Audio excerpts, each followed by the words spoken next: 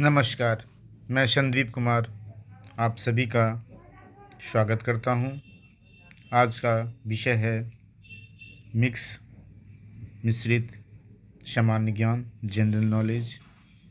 यह video special रूप से बिहार दरोगा एसआई, एसएससी, जीडी और अन्य प्रतियोगिता परीक्षाओं को देखते हुए बनाया गया है और आप तक पहुंचाने का काम किया जा रहा है, जिससे कि ज़्यादा से ज़्यादा परीक्षार्थियों को फ़ायदा मिले, लाभ मिले। इस वीडियो के अंतर्गत कुछ बातें जो सामान्य ज्ञान से, करेंट अफेयर से संबंधित हैं, कुछ तथ्यों को आप तक रखा जाता है, जो इस प्रकार है। पहला है पार्टीशन हॉरर्स रिमेम्बरेंस डे। विभाजन विभीषिका स्मृति दिवस कब मनाया जाता है? यह दिवस प्रतिवर्ष 14 अगस्त को मनाने की घोषणा की गई है भारत सरकार द्वारा। दूसरा प्रश्न उठता है इंसास, INSAS से आपका क्या मतलब है? आप क्या समझते हैं? आई का मतलब होता है इंडियन, एन का मतलब होता है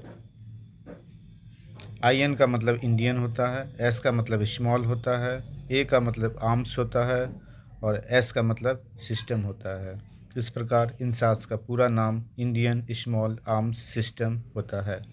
AK-103 राइफलें खरीदने वास्ते भारत का किस देश के साथ समझौता हुआ था?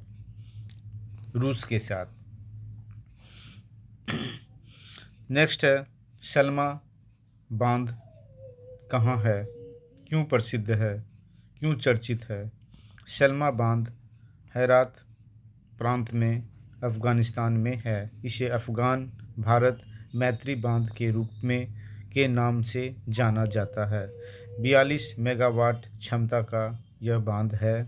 भारत द्वारा इसे 2016 में बनाया गया है। नेक्स्ट है स्टार पैलेस कहाँ है? यह काबुल में है, अफ़गानिस्तान में है। और आप लोग ये भी जानिए अफ़गानिस्तान की राजधानी काबुल है। राष्ट्रीय महिला आयोग भारत सरकार, भारत की राष्ट्रीय महिला आयोग की अध्यक्ष वर्तमान में कौन हैं? श्रीमती रेखा शर्मा। नेक्स्ट छठा नंबर में आता है मणिपुर के वर्तमान राज्यपाल कौन है? ला गणेशन मणिपुर के वर्तमान राज्यपाल हैं। मणिपुर से संबंधित कुछ महत्वपूर्ण प्रश्न बनते हैं, जैसे कैपिटल ऑफ मणिपुर इम्फाल। मणिपुर की राजधानी इम्फाल है। मणिपुर नॉर्थ ईस्ट इंडिया का एक स्टेट है, एक राज्य है। इस मणिपुर के नॉर्थ में, उत्तर में नागालैंड है, साउथ में मिजोरम है और पश्चिम वेस्ट में असम है। Chief minister of Manipur, Manipur के वर्तमान मुख्यमंत्री कौन हैं? एन वीरेन सिंह। लोकटक झील कहाँ है? मणिपुर में है।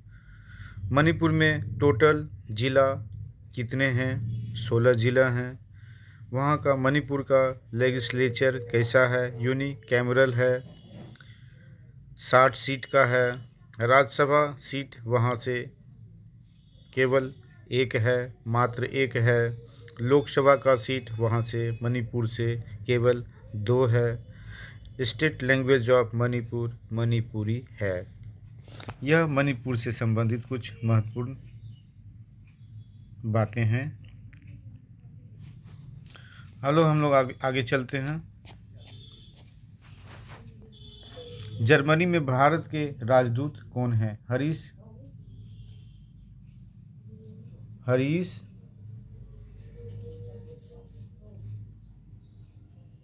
पविता नैनी जर्मनी में भारत के राजदूत हैं। मलेशिया में भारत के राजदूत कौन हैं? बी नागभूषण रेड्डी। मलेशिया में भारत के राजदूत हैं।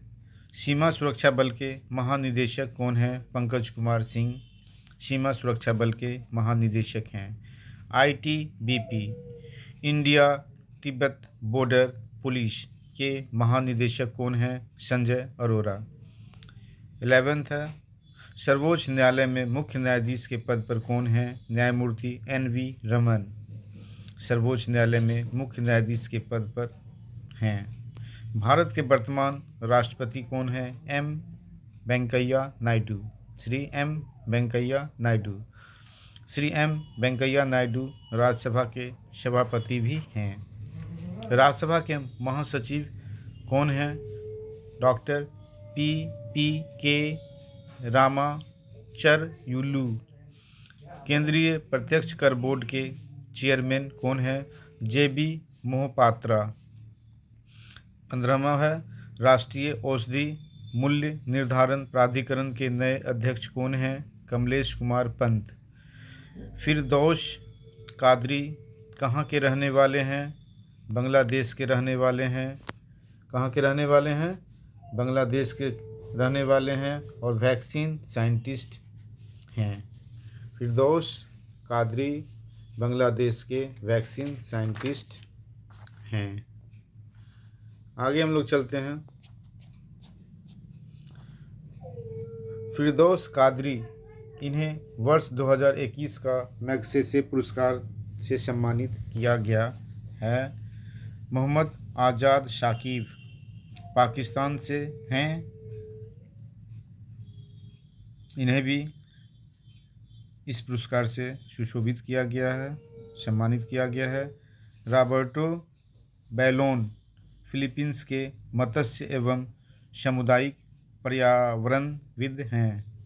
स्टीवन मुसी अमेरिकी नागरिक हैं, मानवीय कार्यों एवं शरणार्थी सहायता के क्षेत्र में काम करने वाले हैं। वॉचडॉग खोजी पत्रकारिता के क्षेत्र में काम करने वाले इंडोनेशियाई नागरिक हैं। इन सभी को वर्ष 2021 का रेमन मैग्सेसे पुरस्कार से सम्मानित किया गया है। आगे हम लोग चलते हैं। किस पुरस्कार को एशिया का नोबेल पुरस्कार कहा जाता है? रेमन मैग्सेसे पुरस्कार को एशिया का नोबेल पुरस्कार कहा जाता है। फिलीपींस की राजधानी मनीला है। वर्ष 2020 को रेमन मैग्सेसे पुरस्कार कोरोना महामारी के कारण किसी को नहीं दिया गया है। National handloom day national handloom दिवस कब मनाया जाता है? 7 अगस्त को मनाया जाता है। विश्व आदिवासी दिवस कब मनाया जाता है? 9 अगस्त को मनाया जाता है। वर्ल्ड बायोफ्यूल डे कब मनाया जाता है? 10 अगस्त को मनाया जाता है। विश्व फोटोग्राफी दिवस कब मनाया जाता है? 19 अगस्त को। 21वां प्रश्न, वर्ल्ड हनी बी डे कब मनाया जाता है? 21 अगस्त को, प्रतिवर्ष 21 अगस्त को। 22वां प्रश्न है, राष्ट्रीय खेल दिवस कब मनाया जाता है? 29 अगस्त को। हॉकी के जादूगर मेजर ध्यानचंद का जन्म दिवस के उपलक्ष्य में यह राष्ट्रीय खेल दिवस प्रतिवर्ष 29 अगस्त को मनाया जाता है। प्रश्न अगर बनता है हॉकी के जादूगर कौन कहलाते हैं, तो उसका सही जवाब होगा मेजर ध्यानचंद। अब हम लोग चलते हैं बुक्स और उनके राइटर के बारे में। बुक्स और उनके राइटर के बारे में, जैसे हर्ष रियलिटीज़ हर्ष मारीवाल द्वारा लिखा गया है। द जज लिस्ट जॉन ग्रिशम के द्वारा लिखा गया है। द नॉइज जेम्स पैटरसन के द्वारा लिखा गया है। आगे हम लोग फिर देखते हैं star gazing the players in my life के लेखक कौन हैं? Ravi Shastri. All in book है, आत्मकथा है विली जिन किंग का।